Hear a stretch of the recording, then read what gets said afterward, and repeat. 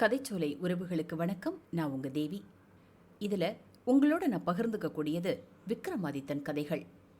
பூர்வ கதை. காட்டில் கண்டெடுத்த கனகமணி சிம்மாசனத்தின் கதை. உலகத்தின் கிரீடம் போல் உஜ்ஜயினி பட்டணம் முன்னொரு காலத்தில் திகழ்ந்தது.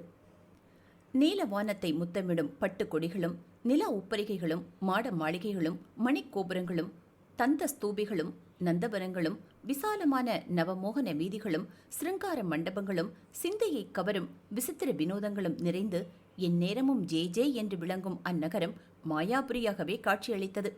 அந்த பட்டணத்தை அறநெறி வழிவாத போஜ மகாராஜன் ஆண்டு வந்ததால் அதற்கு தர்மாபுரி என்கிற பெயரும் நிலவி வந்தது.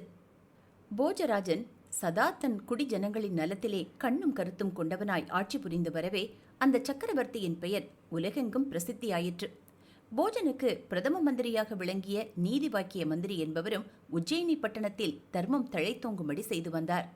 அந்நாளையில் பக்கத்தில் உள்ள காட்டு பிரதேசத்திலிருந்து துஷ்ட மிருகங்கள் அடிக்கடி நாட்டினுள் புகுந்து மக்களை துன்புறுத்துவதோடு அவர்களின் உடைமைகளான ஆடு மாடு கோழி முதலான பிராணிகளை கொன்று தூக்கிச் சென்றன. குடிமக்களின் கஷ்டத்தை அறிந்த போஜ மகாராஜன் ஒரு நாள் தன் சதுரங்க சேனைகளை அணிவகுத்து நடத்தி மந்திரி பிரதானிகளுடன் வேட்டையாட சென்றான். அவர்கள் வனாந்தரத்தை அடைந்து புலி, சிங்கம், கரடி முதலான கொடிய விலங்குகளை வேட்டையாடினார்கள்.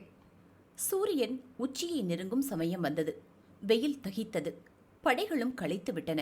போஜராஜன் வேட்டையை நிறுத்திவிட்டு களைப்பார விரும்பினான். மணிமுடி மன்னனும் அவனுடைய பரிவாரங்களும் அருகிலே தாக சாந்திக்கு தண்ணீரும் சோர்வு நீங்க நிழலும் கிடைக்குமா என்று நாலா திசைகளிலும் சுற்றி பார்த்து வரும்போது நன்கு விளைந்திருந்த கம்மங்கொல்லை ஒன்றை அடைந்தார்கள். சுற்றிலும் படர்ந்து அடர்ந்த கிளைகளோடு மரங்களும் நடுவே முற்றிய கதிர்களை உடைய கம்பு பயிரும் கொண்ட அக்கொல்லையானது மன்னனின் மனதை மிகவும் கவர்ந்தது. அந்த கொல்லை சரவணப்பட்டன் எனும் ஓர் அந்தணனுக்கு சொந்தமானது. முற்றிய கதிர்களை பறவைகள் கொத்தி தின்னாமல் இருக்க காவலுக்கு அவன் கொல்லையின் நடுவே பரன் ஒன்றை கட்டி அதன் மீது ஏறி அமர்ந்திருப்பான்.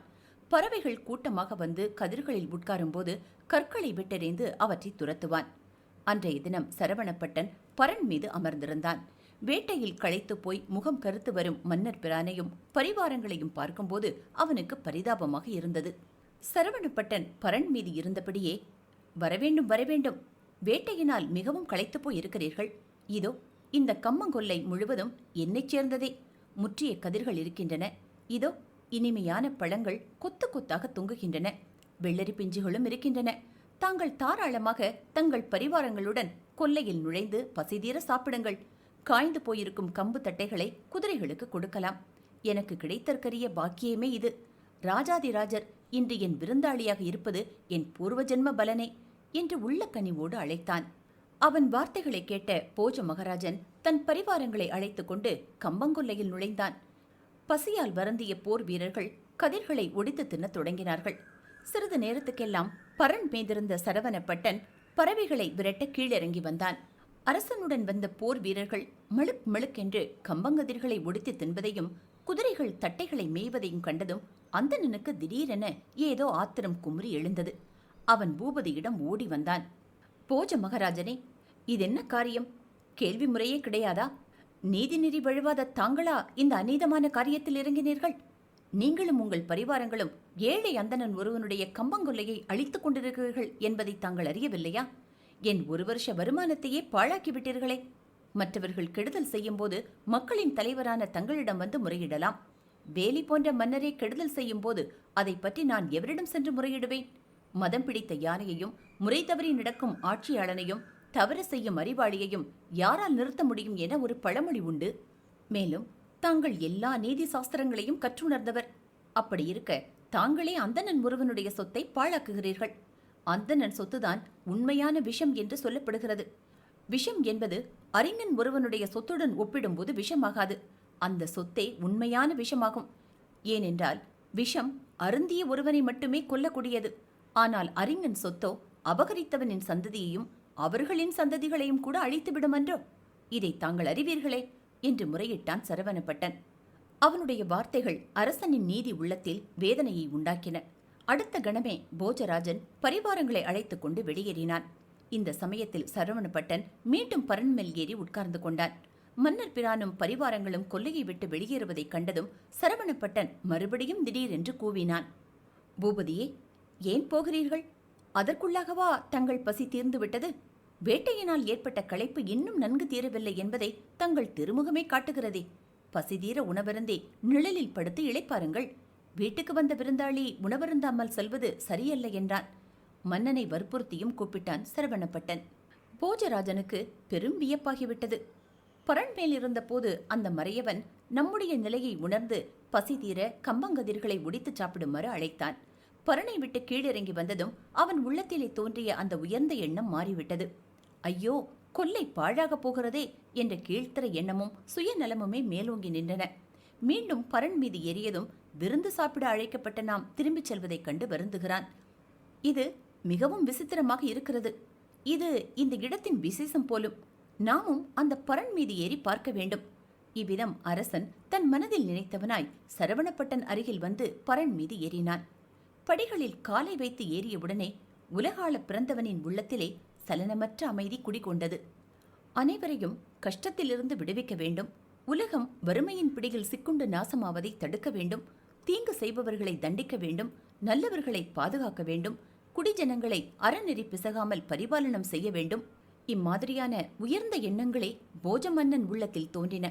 சுருங்கச் சொன்னால், அந்த சமயத்தில் எவராவது அவன் உயிரை கேட்டாலும் கொடுக்க தயாராக அரசன் இருந்திருப்பான். எவ்வளவு அழகான கொல்லை இது! உள்ளத்திலே உயர்ந்த எண்ணங்களை தோன்றச் செய்வதின் மர்மம் என்ன? தண்ணீரில் எண்ணெயும் ஒற்றனிடம் இரகசியமும் தகுதி படைத்த மனிதனுக்கு சிறு பரிசும் புத்தி கூர்மையுள்ள மனிதனிடம் அறிவும் தானாகவே பரவும் அன்றோ? இந்த கொல்லையின் அதிசயத்தை கண்டுபிடிப்பதற்கான வழி என்ன? இவ்வாறு சிந்தித்த போஜராஜன் கனிவான குரலில் சரவணப்பட்டனை நோக்கி, அறிஞனே, உன் புகார் நேர்மையானதே. இந்த கொல்லையின் மூலம் கிடைக்கும் வருமானத்தைக் கொண்டு நீ அடுத்த வருஷம் பூராவும் காலம் தள்ள வேண்டும். அதை உணராது பசியின் மயக்கத்தில் நான் பரிவாரங்களுடன் இதனுள் நுழைந்து விட்டேன். அதற்கு பிரதியாக இந்த கொல்லையை உன்னிடமிருந்து கிரயம் கொடுத்து பெற்றுக்கொள்கிறேன். நீ விரும்புவதை தாராளமாக தெரிவி என்று கேட்டான். அரசே, தாங்கள் அனைத்தும் அறிந்தவர். எது செய்யலாம், எது செய்யக்கூடாதென்பதை தெரிந்தவர். இந்த கொல்லையின் மதிப்பை தாங்களே நிர்ணயித்துக் கொள்ளலாம். பார்க்க போனால் தங்களை மகாவிஷ்ணுவுக்கு ஒப்பிட்டுச் சொல்லலாம். பகவானின் கடைக்கண் பார்வை விழுந்தால் எவன் தருத்தரமும் துன்பமும் இருந்த இடம் தெரியாது ஒழிந்து போய்விடுமே. அவ்விதமே அரசனும் கற்பக விருட்சம் என சொல்லப்படுகிறான். பகவானை நேரில் காண முடியாது. தாங்களோ பிரத்யட்ச தெய்வம். என்னுடைய கஷ்டங்களும் வருத்தங்களும் தங்களை கண்ட மாத்திரத்திலேயே ஒழிந்து விட்டன. அப்படி இருக்க இந்த கொல்லை ஒரு பிரமாதமா என்று பணிவுடன் தெரிவித்தான் சரவணப்பட்டன். அவன் வார்த்தைகளால் மகிழ்ச்சி கொண்ட போஜராஜன் அக்கொல்லைக்கு பதிலாக அநேக பரிசுகளும் திரவியங்களும் இன்னும் நிலங்களும் அவனுக்கு கொடுத்து அக்கொல்லையை தன்னுடையதாக்கி கொண்டான். மறுநாளை அவன் தன் அரசாங்க ஆட்களை விட்டு பரண் இருந்த இடத்தில் தோண்டி பார்க்கச் செய்தான். அவ்வாறே ஆட்கள் பூமியை வெட்டி பரிசோதித்தார்கள். மண்ணை ஆழமாக வெட்டும்போது டங் என்ற ஒலியுடன் அழகிய நவரத்ன சிம்மாசனம் ஒன்று தென்பட்டது. போஜன் அளவில்லா ஆனந்தம் கொண்டவனாய் மேலும் பூமியை நாற்புறமும் குடைந்து வெட்டச் செய்தான். அங்கே நவரத்னங்களால் இழைக்கப்பட்டதும் 32 படிகளிலும் அழகிய பதுமைகளைக் கொண்டதுமான பொற் சிங்காதனம் ஒன்று இருந்தது. போஜராஜனின் மகிழ்ச்சிக்கு ஓர் அளவில்லை. அந்த சிங்காதனம் புதைக்கப்பட்டிருக்கும் இடத்தில் நிற்கும்போதே உள்ளத்தில் உயர்ந்த மனோபாவங்கள் ஏற்பட்டன. அந்த அதிசயமான நவரத்ன சிம்மாசனத்தில் அமர்ந்து ராஜ்ய பரிபாலனம் செய்தால் எவ்வளவு நற்குணங்களுக்கு இருப்பிடமாகி புவனமெங்கும் பிரகாசிக்கலாம். அரசன் அந்த ஆவலோடு பள்ளத்தில் இறங்கி சிங்காதனத்தை மேலே தூக்கச் செய்தான். ஆட்கள் ஒன்று சேர்ந்து சிங்காதனத்தை தூக்க முயன்றார்கள். சிங்காதனம் இருந்த இடத்தை விட்டு அசையவில்லை. புஜபல பராக்கிரம மன்னனுக்கு ஒன்றும் தோன்றவில்லை. அருகிலே நின்ற நீதிவாக்கிய மந்திரியை பார்த்தான். மாமந்திரி, நவரத்ன சிங்காதனம் இடத்தை விட்டு பெயர மறுப்பதின் காரணம் என்ன என்று கேட்டான் போஜராஜன். பூபதி, பூமியில் புதையுண்டு கிடந்த இச்சிங்காதனம் புராதன காலத்தைச் சேர்ந்தது. தெய்வத்தன்மை வாய்ந்தது. இதற்குரிய பூஜை புனஸ்காரங்கள் செய்யாமல் நாம் எடுக்கும் எந்த முயற்சியும் பலனளிக்காது என்றார் நீதிவாக்கிய மந்திரி. உடனே புவி மன்னன் புரோகிதர்களை வரவழைத்து சிங்காதனத்துக்கு வேண்டிய பூஜைகளையும் உபசாரங்களையும் செய்யுமாறு வேண்டினான். அதற்கு பிறகே சிங்காதனம் அதன் இருப்பிடத்தை விட்டு நகர்ந்தது. இதைக் கண்ட அரசன், நீதிவாக்கிய மந்திரி, ஆரம்பத்தில் சிங்காதனம் எனக்கு சுலபத்தில் கிட்டாது போல் தோன்றியது. ஆனால் இப்பொழுதோ உன்னுடைய ஆலோசனையின் பிரகாரம் நடந்து கொண்டதால் சிங்காதனத்தை வெளியே எடுக்க முடிந்தது. ஆகவே அறிவாளிகளுடன் நட்பு கொள்வது லாபகரமானதோடு சிறந்ததாகும் என்றான். அப்போது நீதி வாக்கிய மந்திரி மன்னனை பார்த்து, மணிமுடி வேந்தே, கேளுங்கள்.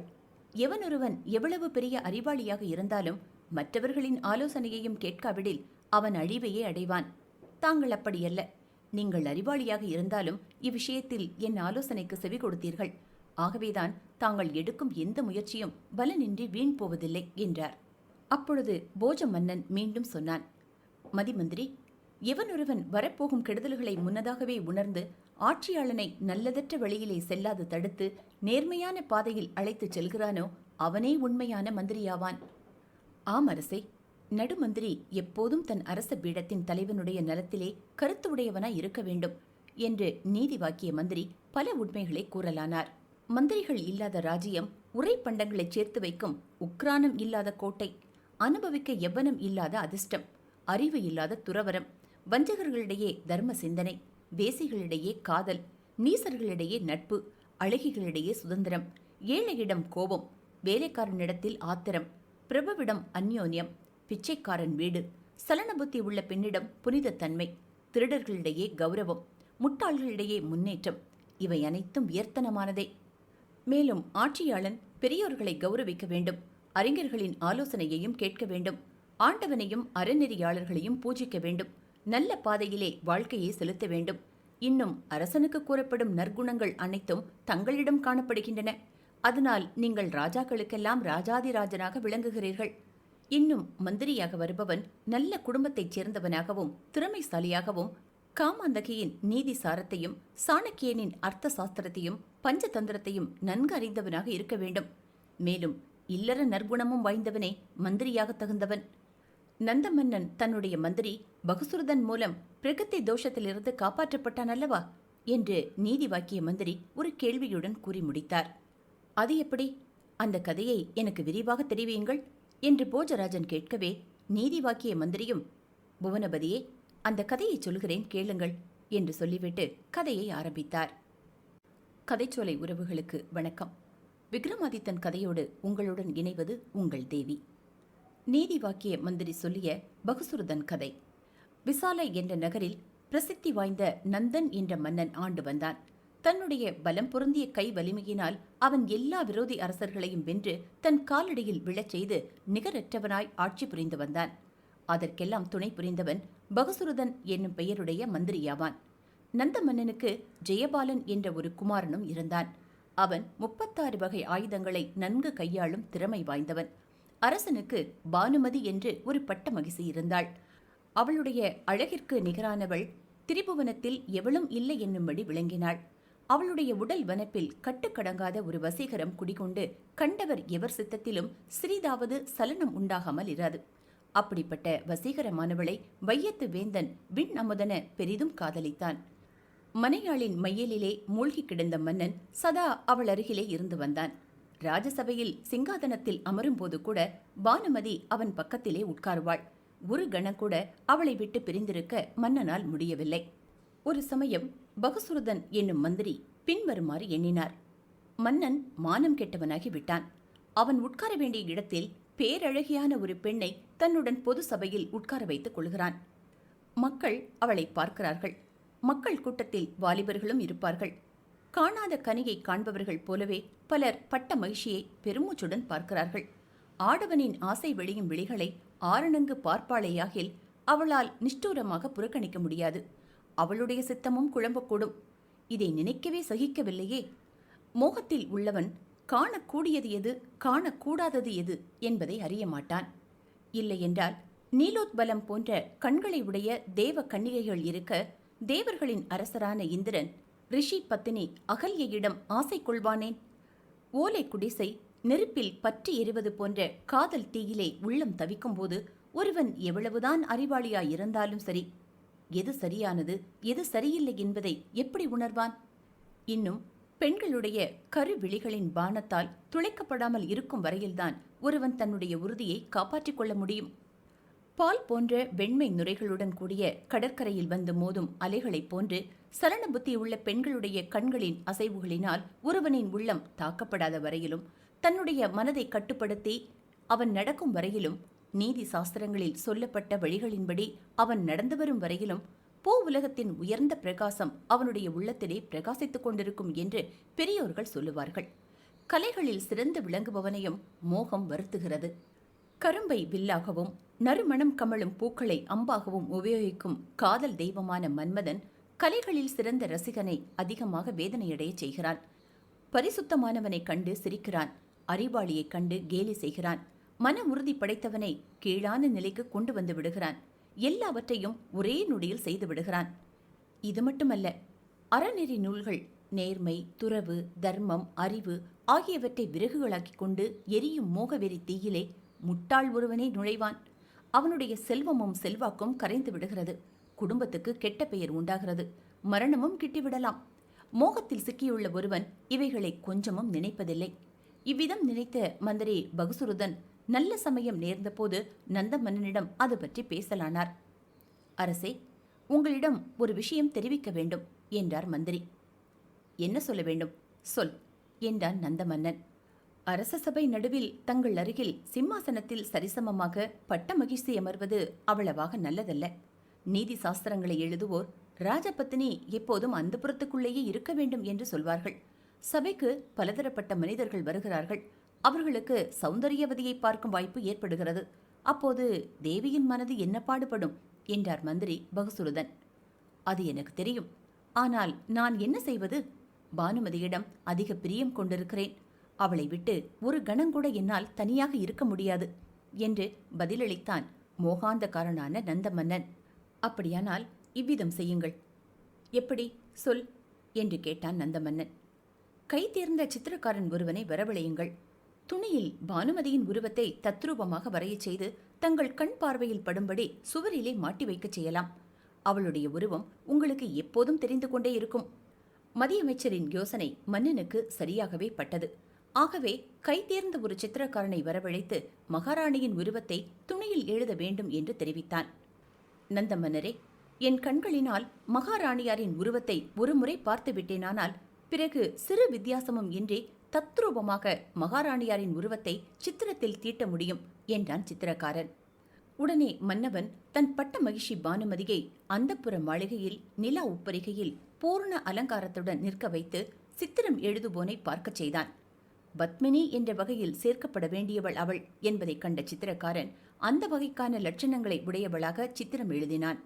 பத்மினி என்ற வகையில் சேர்க்கப்பட வேண்டியவள் தாமரை இதழ்களைப் போன்று மிருதுவாக இருப்பாள். நன்றாக இதழ்கள் விரிந்து பூரண மலர்ச்சி பெற்ற தாமரையைப் போன்ற பிரகாசம் பொருந்தியவள். அவள் உடலில் கமகமவென ஒருவித நறுமணம் கமழும். மருண்ட மான்களின் கண்களைப் போன்று மருட்சி நிறைந்த கண்களை உடையவள். ஓரங்களில் செவ்வரி உடையனவாக அவளுடைய கருவிழிகள் இருக்கும். அவளுடைய நெஞ்சகம் வில்வ பழங்களைப் போன்று அழகாக இருக்கும். அவளுடைய மூக்கு விரிந்த எள்ளுப்பூ போன்று இருக்கும். அறநெறியாளர்கள், பெரியோர்கள், தெய்வங்கள் ஆகியோர்களைப் போன்ற அழகும் சம்பகப்பூவின் சோபையும் நன்றாக மலர்ந்த தாமரை பூவின் கொடி போன்ற உடலும் உடையவளாக அவள் சோபிப்பாள். மோகவெறி தீயின் உஷ்ணம் தாக்காமல் தடுத்து மறைக்கும் குடை என்று அவளை சொல்லலாம். அவள் அன்னம் போன்று மெதுவாக மனதிற்கு மகிழ்ச்சி அளிக்கும்படியாக நடப்பாள். அவள் இடை 3 மடிப்புகளை கொண்டதாக இருக்கும். அன்னம் போன்ற குரலுடையவள் அவள். அவள் அழகாக அலங்கரித்துக் கொண்டிருப்பாள். அதி ருசியாகவும் சுத்தமாகவும் மகிழ்ச்சி அளிக்கும் வகையிலும் சாப்பிடுவாள். சந்தேக சுபாவம் உடையவள். அதிக நாணமுள்ளவள். சோபையோடு கூடிய புஷ்பங்கள் போன்று கவர்ச்சிகரமான ஆடைகளுடன் இருப்பாள். இவ்வித குணங்களோடு கூடிய பத்மினி வகை பெண்ணான பானுமதி தேவியின் சித்திரத்தை வரைந்து பார்த்திபனிடம் கொண்டு வந்து கொடுத்தான் ஓவியன். ஆசை கிழத்தியின் படத்தைக் கண்டு மனம் மகிழ்ந்த நந்த மன்னன் ஓவியனுக்கு அநேக விதமான பரிசுகள் எல்லாம் வழங்கினான். அப்போது மகாராஜாவின் குருவான சாரதானந்தனர் அங்கு வரவே அவரும் படுதாவில் வரையப்பட்டிருந்த பானுமதியின் சித்திரத்தை பார்த்தார். தன்னைப் போல் உயிர் ஓவியங்களை தத்ரூபமாக வரையக்கூடியவர்கள் உலகில் காண்பது அபூர்வம் என்பது போல் சித்திரக்காரன் பெருமையடித்துக் கொண்டான். அதை கேட்ட ராஜகுரு சாரதானந்தனர் சிரித்தார். பிறகு அவர் சித்திரக்காரன் பக்கம் திரும்பி, ஓவியனே, நீ பானுமதியின் உருவத்தை அப்படியே வரைந்திருப்பது உண்மையே.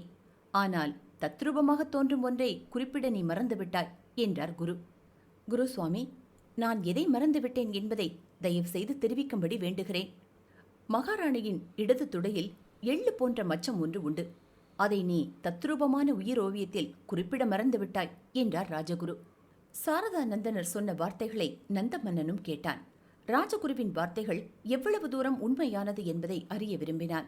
அதற்காக அவன் தன் பானுமதியுடன் தனித்திருக்கையில் அவளை பரிசோதித்தான்.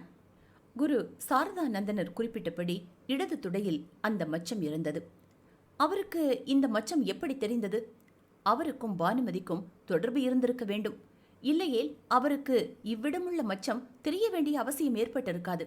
பெண்கள் விஷயத்தில் இம்மாதிரி சம்பவங்களை சந்தேகப்படாமல் இருக்க முடியாது. பெண்கள் ஒருவனுடன் வாயால் பேசுகிறார்கள், அதே சமயம் கருவிழிகளால் மற்றவனின் மனதை கிளறும் விதமாக பார்க்கிறார்கள். மூன்றாம் மனிதனை பற்றி மனதிலே நினைக்கிறார்கள். ஒருவனோடு பெண்கள் திருப்தி அடைந்து விடுகிறார்கள் என்பது இல்லை. எரிப்பதற்கு விறகு கட்டை எவ்வளவு கிடைத்தாலும் நெருப்புக்கு போதாது. ஆற்று நீர் எவ்வளவு விழுந்தாலும் கடல் நீரின் மட்டம் உயர்ந்து விடாது. எல்லா ஜீவ வர்க்கங்களின் உயிர்களை தின்றாலும் கூற்றுவன் திருப்தி அடைந்து விடமாட்டான். அவ்விதமே அழகிய கண்களை உடைய பெண்களும் ஆடவர்கள் விஷயத்தில் திருப்தியடைந்து விடமாட்டார்கள். ஒளிவிடம், ஏற்ற சந்தர்ப்பம், விளையும் காதலன், இம்மூன்றும் இல்லாது போக வேண்டும். நாரதரை, பெண்களின் தூய்மை அப்போதுதான் பங்கப்படாமல் இருக்க முடியும். என் காதலியான இவள் என்னிடமேதான் உயிராக இருக்கிறாள் என்று கனவு காணும் முட்டாள் அவளுடைய கை பொம்மையாக அவள் இஷ்டப்படி எல்லாம் ஆடுவான். விளையாட்டாகவோ அல்லது வினையாகவோ எப்படி இருந்தாலும் மங்கையரின் வார்த்தையை அப்படியே எடுத்துக்கொண்டு அதன்படி நடக்க முயலும் மனிதன் உலகத்தாரின் ஏச்சுக்கு இரையாவான். மோகத்தில் உள்ள மனிதனை பெண்ணாகப்பட்டவள் அரக்கை பிழிந்துவிட்டு கடைசியில் வேகமாக தூக்கி எறிந்து விடுவாள். இவ்விதம் சிந்தித்த நந்த மன்னன் தன் மதிமந்திரியை வரவழைத்து எல்லா விவரங்களையும் அவரிடம் தெரிவித்தான். அரசனின் அப்போதைய புத்திக்கு தகுந்தவாறு அந்த சமயத்தில் மட்டும் பேச விரும்பிய பகுசுருதன், அரசே, மற்றவர்களின் நெஞ்சில் இருப்பவற்றை யார்தான் அறிய முடியும்? நீங்கள் நினைப்பது போல் நடந்தாலும் நடந்திருக்கலாம் என்றார். மந்திரி, நீ என்னுடைய நண்பனாக இருக்கும் பட்சத்தில் உடனே குரு சாரதா நந்தனருக்கு மரண தண்டனை விதிக்கப்பட வேண்டும் என்றான் நந்தமன்னன். அவ்விதமே ஆகட்டும் என்றார் மந்திரி பகுசுருதன். உடனே அவர் எல்லோருடைய முன்னிலையிலும் ராஜகுரு சாரதா நந்தனரை பிடித்து கட்டினார். இதனால் குரு கலக்கமடைந்தார். அரசன் எந்த மனிதனுக்கும் நண்பன் அல்ல என்பது எவ்வளவு உண்மையாகிவிட்டது என்று அவர் எண்ணமிடலானார். செல்வம் வந்து அடைந்தவன் எவன்தான் கர்ப்பம் கொள்வதில்லை? காமாதுரர்களுக்கு நேரும் கெடுதிகளுக்கு முடிவுதான் உண்டா? பூமியில் உள்ள மனிதர்களில் யாருடைய உள்ளம் பெண்களால் கவரப்படாதது? அரசர்களுக்கு யார் நண்பர்கள்? காலகதிக்கு, அதாவது சாவுக்கு இலக்காகாதவர் யார்? எந்த பிச்சைக்காரன் மேன்மை அடைந்தான்? துஷ்டர்களிடம் சிக்கிக் கொண்டவன் எவன்தான் துன்பமடையாமல் தப்பினான்? ஆகவே காக்கையிடம் சுத்தம், சூதாடியிடம் நியாயம், பேடியிடம் வீரம், குடிகாரனிடம் வாக்குறுதி, பாம்பினிடம் தயை, பெண்களிடையே நிரந்தரமான மோக விகாரம் இல்லாமை, அரசர்களிடையே நிரந்தரமான நட்பு ஆகியவற்றை யார்தான் கண்டும் கேட்டும் இருக்கிறார்கள்? இவ்விதம் சிந்தித்த ராஜகுரு சாரதநந்தனார் கொலைக்களத்துக்கு இட்டுச் செல்லப்படும் போது மந்திரி பகுசுருதனை நோக்கி சில வார்த்தைகளை சொன்னார். காட்டின் நடுவிலோ, சண்டையின் மத்தியிலோ, எதிரிகளின் நடுவிலோ, தண்ணீரிலோ, நெருப்பிலோ, ஆழமான பள்ளத்திலோ, உயரமான மலையுச்சியிலோ, விழித்திருக்கும் போதோ, மயக்கத்திலோ அல்லது பெரிய அபாயத்தில் சிக்கியிருக்கையிலோ மனிதர்கள் அவரவர் செய்துள்ள நல்ல காரியங்களாலே காப்பாற்றப்படுகிறார்கள். இதை கேட்ட மந்திரி, இது உண்மையோ பொய்யோ, எதற்காக ஒரு குருவை கொல்ல வேண்டும்? இது பெரிய தவறு என்று எண்ணமிட்டார். ஆகவே ஒருவருக்கும் தெரியாமல் சாரதா நந்தனரை மந்திரி தம்முடைய வீட்டிற்கு அழைத்துச் சென்று அவரை இரகசிய அறையொன்றில் அடைத்து வைத்து அது விஷயம் யாருக்கும் தெரியா வண்ணம் மறைத்துவிட்டார். பிறகு மந்திரி திரும்பி மகாராஜாவின் சமூகத்திற்கு வந்து, நந்தமன்னரே, தங்கள் உத்தரவு நிறைவேற்றப்பட்டு விட்டது என்றார். மாமன்னனும் மிகவும் நல்லது என்றான். சில நாட்களுக்கு பிறகு அரசகுமாரன் ஜெயபாலன் வேட்டைக்கு புறப்படுவதற்காக கிளம்பிக் கொண்டிருந்தான். கிளம்பும் போது சகுனத்தடை ஏற்பட்டது. காலமில்லா காலத்தில் மழை, பூமி எதிர்ச்சி, புயற்காற்று, பாய்ந்து மறையும் எரி நட்சத்திரம், இவை போன்ற கெடுதலை அறிவிக்கும் சம்பவங்களில் ஒன்று அப்போது நிகழ்ந்தது. அத்துடன் நண்பன் ஒருவனின் குரலும் அவனை தடுத்தது. ஆகவே மந்திரி பகுசுருதரின் மகன் புத்திசாகரன் சிந்தனையுடன் அரசகுமாரனை நோக்கி செல்ல ஆரம்பித்தான். ஜெயபாலா, இன்று வேட்டைக்கு போக வேண்டாம். மிகவும் கடுமையான சகுனத்தடை ஏற்பட்டுள்ளது. அதற்கு ஜெயபாலன், நண்பன் கெட்ட சகுனத்தின் காரியத்தை அறிய வேண்டும் என்றான். ராஜகுமாரா, கெட்ட சகுனமோ துர்க்குறியோ நேர்ந்துவிட்டால் புத்திசாலி அதை ஒருபோதும் பரீட்சித்து பார்க்க முற்பட மாட்டான். இவ்விதம் மந்திரி குமாரன் சொல்லி அரசகுமாரனை தடுத்தான். ஆனால் அரசகுமாரனோ புத்திசாகரன் வார்த்தைகளை காதில் வாங்கிக் கொள்ளவில்லை. வேட்டைக்கு புறப்படுவதற்கு அவன் ஆயத்தமானான். புத்திசாகரன் மறுபடியும் தடுத்தான். ஜெயபாலா, உன்னுடைய அழிவு காலம் வந்துவிட்டது. இல்லையேல் நீ இவ்விதம் என் வார்த்தைகளை மீறிக்கொண்டு கிளம்ப மாட்டாய். பொன்மான் ஒருபோதும் உண்டாக்கப்பட்டதல்ல. அதை பற்றி யாரும் கேள்விப்பட்டதோ கண்டதோ கிடையாது. இருந்தும் சீதாதேவிக்காக அதை பிடிக்க ரகுபுத்திரனான ராமபிரான் ஆசை கொண்டார். அழிவு காலம் நெருங்கும்போது புத்தி எதிர்மாறாக கிளம்பி விடுகிறது. இருந்தாலும் ஏற்கனவே இச்சம்பவங்களை நன்கு உணரும்போது அழிவு காலம் எப்படி வரும்? ஆகவே நன்றாக யோசித்துப்பார் என்றான் புத்திசாகரன். அப்புறமும் அரசகுமாரன் அவன் வார்த்தைகளை கேட்காமல் வேட்டைக்கு புறப்பட்டு சென்றான். வேட்டையில் பல மிருகங்களை கொன்ற பிறகு புள்ளிமான் ஒன்றை இளவரசன் காண நேர்ந்தது. அதை பின்பற்றி துரத்திச் சென்ற ஜெயபாலன் பெருங்காடு ஒன்றில் நுழைந்தான். சிறிது தூரம் சென்ற பிறகு அவன் திரும்பி பார்க்கையில் அவனுடன் வந்த பரிவாரங்கள் நகரை நோக்கி சாலையில் சென்று கொண்டிருப்பதைக் கண்டான். அதே சமயம் அவனை கவர்ந்து இழுத்து வந்த புள்ளிமானும் மறைந்துவிட்டது.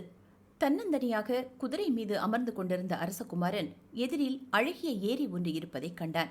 குதிரை மேலிருந்து அவன் கீழ் இறங்கி மரத்தின் கிளையிலே குதிரையை கட்டிவிட்டு தண்ணீரில் இறங்கி கை கால்களை கழுவிக்கொண்டு 2 வாய் தெளிந்த நீரை அள்ளி பருகினான். அதன் பின்னர் இளவரசன் ஓய்வு பெற விரும்பி கரையின் மீது இருந்த பெரிய மரத்தின் நடுவே உட்கார்ந்தான். அப்போது பயங்கரமாக உருமிக்கொண்டு புலி ஒன்று அவ்விடத்திற்கு வந்தது. புலியை கண்ட குதிரை மிரண்டு கயிற்றை அறுத்துக்கொண்டு ஓட்டம் எடுத்தது.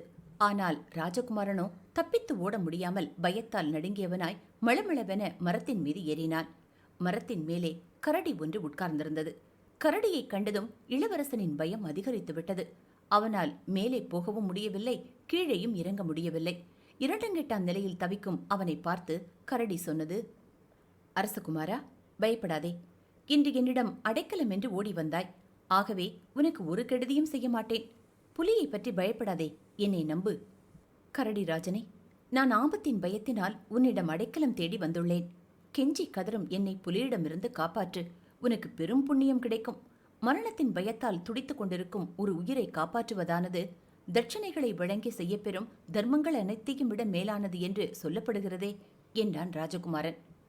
அரசகுமாரா, உனக்கு அபயம் அளித்தேன். பயத்தை விட்டு தைரியமாக இரு என்றது கரடி. புலி மரத்தடியை விட்டு போகவில்லை. அங்கேயே அது ராஜகுமாரனுக்காக காத்து கொண்டிருந்தது. சூரியன் மறைந்து இரவும் வந்தது. பசியாலும் தளர்ச்சியாலும் ஜெயபாலன் தூங்கி வழிய தொடங்கினான். அதை பார்த்த கரடி, அரசகுமாரா, தூக்கம் உன் கண்களை சுற்றுகிறது. பயத்தினால் நடுங்கிக் கொண்டிருக்கும் நீ தூக்கத்தில் தவறி விழுந்து புலிக்கு இரையாக நேரிடும். பயத்தை விட்டு என்னிடம் மேலே ஏறி வா, என் மடியில் படுத்து தூங்கலாம் என்று அழைத்தது. ஜெயபாலனும் கரடி சொன்னபடியே மரத்தின் மேலே ஏறி அதன் மடியிலே தலையை வைத்து தூங்கத் தொடங்கினான். அப்போது புலி கரடியை பார்த்து சொன்னது, நண்பா, நகரில் வசிக்கும் இவன் மீண்டும் நம்மை வேட்டையாடி கொன்றுவிட வந்து விடுவான். இவன் நம் எதிரி என்று தெரிந்தும் உன் மடியில் ஏன் படுக்க வைத்து அபயமளிக்கிறாய்? இவனோ நம் இனத்தைச் சேர்ந்தவன் அல்ல, மனிதன். நான் புலி, குரங்கு, பாம்பு ஆகியவைகளுக்காக மட்டும் பேசவில்லை. மிருகங்களுடைய நன்மைக்காக ஏற்பட்டது மனிதர்களுடைய நன்மைக்கு உகந்ததாகாது.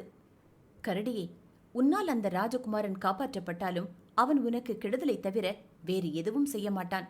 ஆகவே அவனை கீழே தள்ளிவிடு. அவனை சாப்பிட்டுவிட்டு திருப்தியுடன் போகிறேன். நீயும் உன் இருப்பிடத்திற்கு போகலாம் என்றது புலி. அவன் எப்பேற்பட்டவனாக இருந்தாலும் என்னிடம் அடைக்கலம் புகுந்திருக்கிறான். அவனை கீழே தள்ள மாட்டேன். அடைக்கலம் புகுந்தோரை கொல்வது பெரும் பாவம். இந்த பாதகத்தை நான் செய்ய மாட்டேன் என்றது கரடி. சிறிது நேரத்திற்கெல்லாம் அரசகுமாரன் விழித்துக் கொண்டான். கரடி அவனை நோக்கி, அரசகுமாரா, நான் சிறிது நேரம் தூங்குகிறேன். ஜாக்கிரதையாக கவனிக்கிறாயா என்று கேட்டது. அப்படியே பார்த்துக் கொள்கிறேன் என்று அவன் சொல்லவே கரடியும் அவன் பக்கத்தில் படுத்து தூங்கியது. இந்த சமயத்தில் புலி அவனை கூப்பிட்டு, ராஜகுமாரா, இந்த கரடியை நம்பாதே. இதன் கை கால்களில் கூரிய நகங்கள் இருக்கின்றன. மேலும் கரடி நிலையான புத்தி உடையதல்ல. ஆகவே இதன் அன்பை கண்டும் பயப்பட வேண்டியதுதான். இந்த கரடி உன்னை ஏன் காப்பாற்றியதென்றால், நான் போனதும் உன்னை சாப்பிட விரும்புகிறது. இதை நீ உணராமல் இதன் பசப்பு வார்த்தைகளில் மயங்கிவிட்டாய். கரடியை கீழே தள்ளிவிடு. அதை சாப்பிட்டு என் பசியை போக்கிக் கொள்கிறேன். நீயும் நிம்மதியாக நகரத்திற்கு திரும்பலாம் என்று சொல்லியது. அந்த புலியின் வார்த்தைகள் ஜெயபாலனுக்கு உண்மையாகவே பட்டன. கரடியை கீழே தள்ளிவிட்டான் ராஜகுமாரன். ஆனால் கரடி கீழே விழவில்லை. நடுவழியிலே குறுக்கிட்ட கிளை ஒன்றை பிடித்து மேலே ஏறிவிட்டது. அதை கண்ட ராஜகுமாரன் நடுங்கி போய்விட்டான். நன்றி கெட்ட கீழ் மகனே, எதற்காக பயப்படுகிறாய்? உன் உயிருக்கு ஆபத்து வராது. நீ செய்த காரியத்தின் பலனை நன்றாக அறிய வேண்டும். ஆகவே உன் புத்தி சுவாதீனத்தை இழந்து பைத்தியம் பிடித்தவனாய் திரும்ப திரும்ப சசேமிரா என்ற வார்த்தைகளை சொல்லிக்கொண்டு இந்த காட்டிலே அலைந்து கொண்டிருக்கப் போகிறாய் என்றது கரடி. மெல்ல பொழுது விடிந்தது. யாராவது வந்துவிடப் போகிறார்களே என்ற எண்ணத்தில் புலி ஓடிப்போய்விட்டது. கரடியும் அரசகுமாரனை சபித்துவிட்டு தன் இருப்பிடத்திற்கு போய்விட்டது. அரசகுமாரனும் புத்தி தடுமாறியவனாக சசேமிரா என்ற வார்த்தைகளை திரும்ப திரும்ப சொல்லிக்கொண்டே காட்டில் திரிய தொடங்கினான். அரசகுமாரனுடைய குதிரை மட்டும் தனியாக நகரத்திற்கு வந்து சேர்ந்தது. ராஜகுமாரனை சுமந்து வராமல் அது தனியே வருவதைக் கண்டு குடிஜனங்கள் ராஜாதி ராஜனிடம் ஓடிச் சென்று முறையிட்டார்கள். நந்த மன்னன் உடனே மந்திரி பகுசுருதனை வரவழைத்து, மந்திரி, என் குமாரன் வேட்டைக்கு கிளம்பும்போது கெட்ட சகுனங்கள் தோன்றின. இருந்தும் அவைகளை லட்சியம் செய்யாமல் அவன் புறப்பட்டு போனான். இப்போது அவன் ஏறிச் சென்ற குதிரை மட்டும் தனியாக வந்திருக்கிறது. அவனை காணவில்லை. அவனுக்கு ஏதோ ஆபத்து ஏற்பட்டிருக்கிறது. அதனால் நாம் உடனே காட்டிற்கு சென்று அவனை தேட வேண்டும் என்றான். அவ்விதமே மன்னனும் மந்திரியும் காட்டிற்கு சென்று தேடினார்கள். அங்கு புத்தி மாறியவனாய் ஜெயபாலன் சசேமிரா என்ற வார்த்தைகளை கூறிக்கொண்டு திரிவதைக் கண்டு அவனை அழைத்து வந்தனர். மைந்தனின் நிலையைக் கண்ட நந்த மன்னன் சொல்ல முடியாத துயரத்தில் மூழ்கினான்.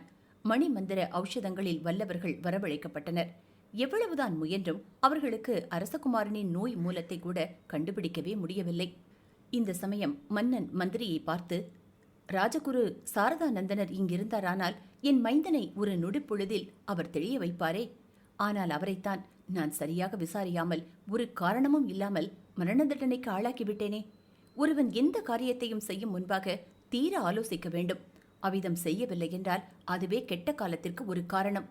இருந்தாலும் என்னை தடுக்கக்கூடியவன் எவனும் அப்போது இல்லை என்று வருத்தத்தோடு சொன்னான் நந்தமன்னன். அவனை மைந்தனின் நிலை பெரிதும் வாட்டியது. இதற்கு மந்திரி பதில் சொன்னார். அப்போது நடக்க வேண்டியதே நடந்திருக்கிறது. அவரவர் விதிப்படியே அவரவர் புத்தியும் மாறுகிறது. ஒருவனுடைய புத்தி, காரியம், எண்ணம், நண்பர்கள் ஆகிய இந்நான்கும் விதிப்படியே மாறுகிறது.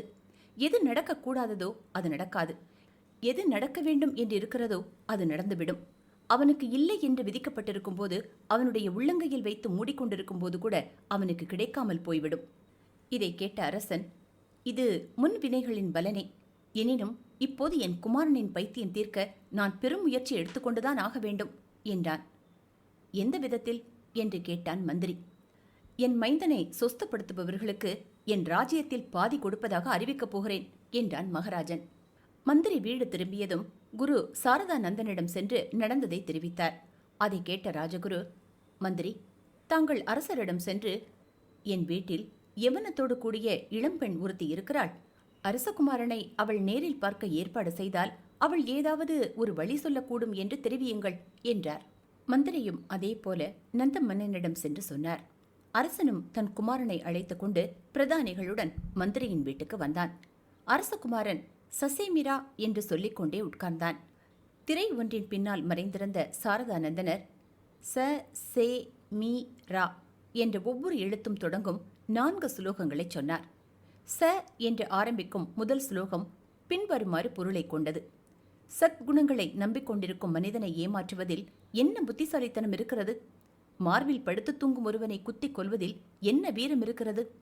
இந்த முதல் ஸ்லோகத்தை கேட்ட அரசகுமாரன் ச என்று சொல்லுவதை விட்டுவிட்டான்.